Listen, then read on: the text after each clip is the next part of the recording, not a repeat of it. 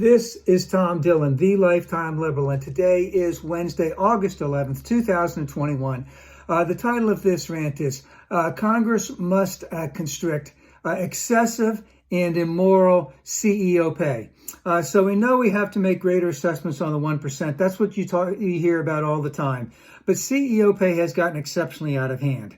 Now, the Economic Policy Institute recently did a study and basically said that CEO pay has increased by 1,322% since 1978. Yes, wrap your heads around that. They said that they were using the realized compensation measure.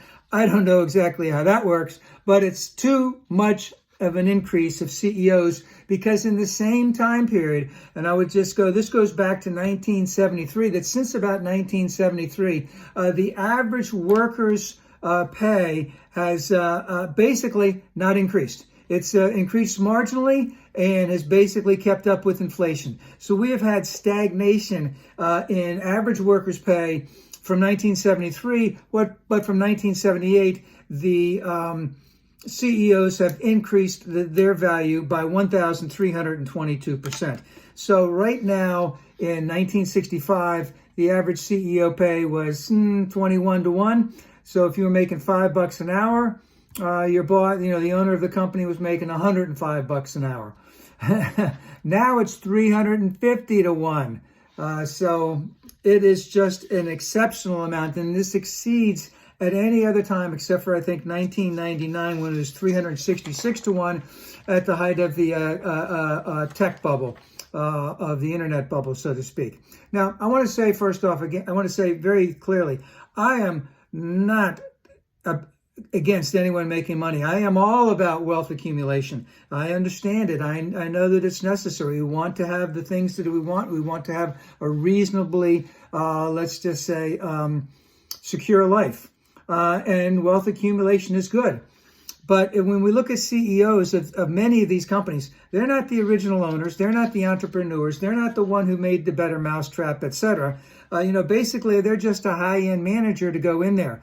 But since that 1978, whatever, they have used so many tricks, especially getting their buddies on the board so that they can get higher compensation.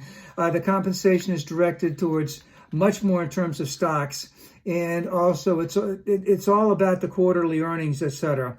And so they use various means to just increase their pay. And of course, at the same time, they're not helping their workers any.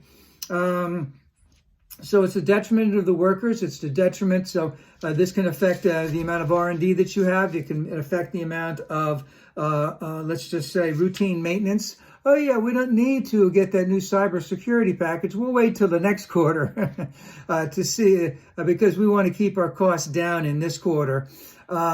So they used a lot of tricks. They're making a lot of money. It's stifling innovation. It's hurting morale. It's hurting, people there. It's increasing inequality all the way around. And the thing that's most important about this is that we're in 2021. And we're still fighting to make sure that people can get a wage that they can even live off of. And we say for the fight for $15 an hour in New York City, that's really not enough.